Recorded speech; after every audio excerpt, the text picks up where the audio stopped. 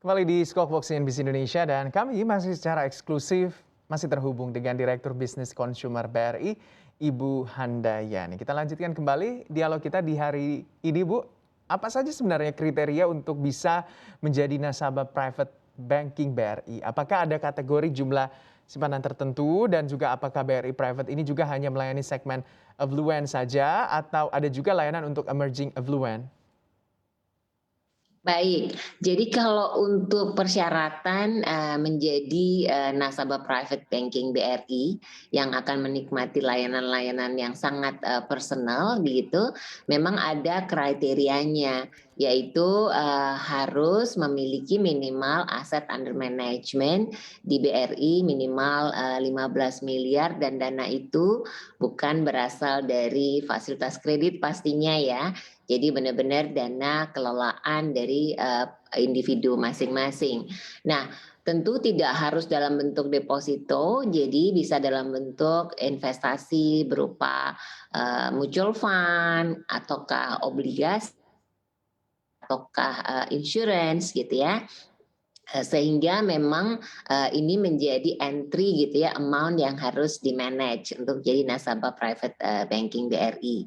Namun tidak hanya menyasar, high net worth customer, layanan wealth management, BRI ini juga diberikan kepada seluruh nasabah. Apalagi sebenarnya di era pandemi 2 tahun terakhir ini, nasabah itu atau masyarakat semakin, concern tentang bagaimana merencanakan keuangan yang baik gitu ya, untuk bisa memastikan bahwa ketika situasi yang uncertainty ini terjadi, maka, masyarakat khususnya nasabah bisa mendapatkan, informasi tentang bagaimana mengelola keuangan yang baik. Oleh sebab itu, maka di BRI Wealth Management ini juga sedang melakukan campaign gitu ya, pengelolaan dan perencanaan keuangan untuk seluruh nasabah di semua segmen, tentu dengan produk yang berbeda-beda pastinya. Mhm. Belum masyarakat lebih mengenal BRI ini sebagai bank yang fokus pada sektor UMKM. Bagaimana strategi BRI untuk mengembangkan bisnis wealth management dan juga bersaing dengan layanan wealth management perbankan lainnya? Ya, kalau kita bicara nasabah segmen UMKM, bukan berarti mereka tidak memerlukan, informasi dan pemahaman mengenai, financial planning. Justru, nasabah UMKM ini harus gitu ya, harus kita berikan pemahaman financial, planning yang baik. Apalagi mereka ini entrepreneur yang tentunya, harus merencanakan dengan, baik gitu ya pengelolaan keuangannya, sehingga ketika mereka mendapatkan keuntungan yang besar, mereka bisa mengelolanya dengan baik. Nah, kemudian wealth management BRI ini juga sudah melengkapi platform wealth management ini dengan scoring models dan juga data analytics yang bisa kira-kira memprofile ya kebutuhan customer berdasarkan, appetite resikonya dan segmennya.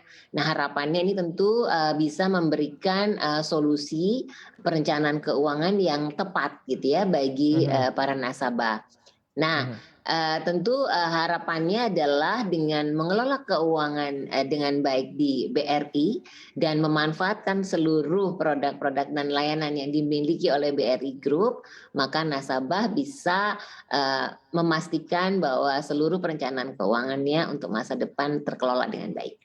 Mhm. Bu, kita ketahui bahwa tahun 2022 ini diharapkan menjadi tahun pemulihan ekonomi. Apa sebenarnya, Bu, tantangan dalam mengembangkan bisnis wealth management di kondisi ekonomi yang baru pulih dari pandemi seperti sekarang ini dan juga bagaimana strategi BRI menghadapi tantangan tersebut?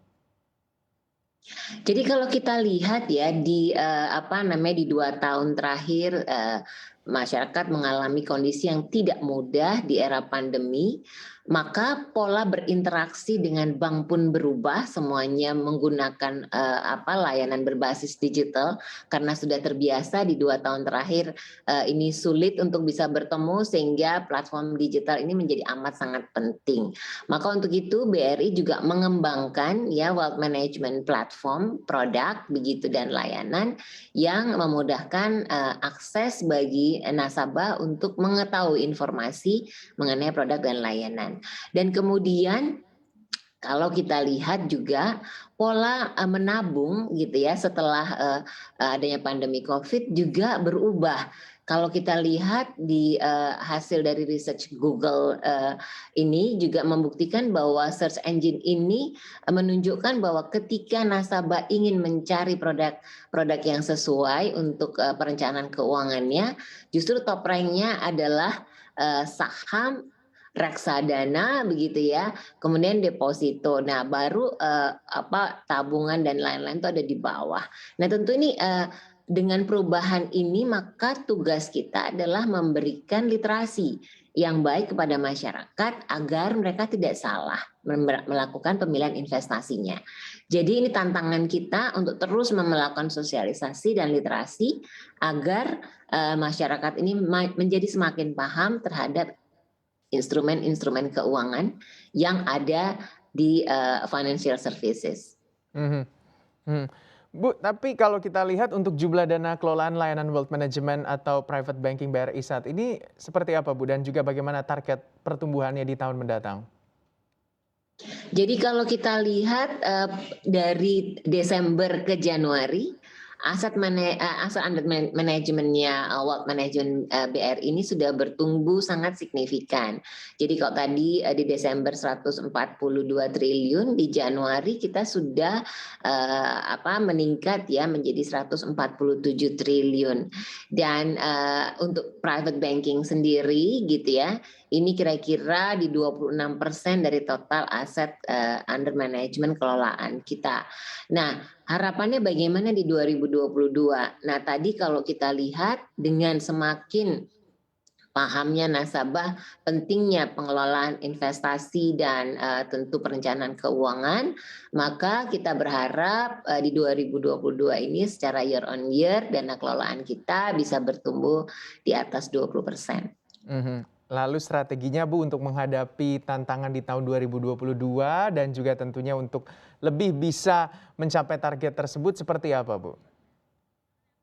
Jadi kalau kita lihat ini kan situasinya juga tidak mudah ya dengan ada tapering off, kemudian juga ini ada Rusia dan Ukraina gitu ya. Pasti kita harus memberikan literasi yang tepat, bagaimana impact-nya terhadap misalnya IHSG kita, bagaimana terhadap harga-harga saham dan juga bagaimana terhadap obligasi, kemudian bagaimana pemilihan yang mungkin kita bicara mengenai jangka waktu kelolaan dananya, apakah porsi-porsinya juga harus dipertimbangkan yang temponya atau jangka waktunya lebih pendek. Nah, ini yang kita juga perlukan untuk terus kita sosialisasikan kepada nasabah.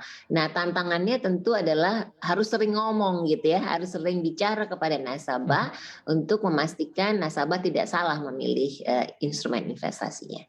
Iya, semoga apa yang diharapkan dan juga ditargetkan oleh BRI tentunya di tahun 2022 ini bisa tercapai.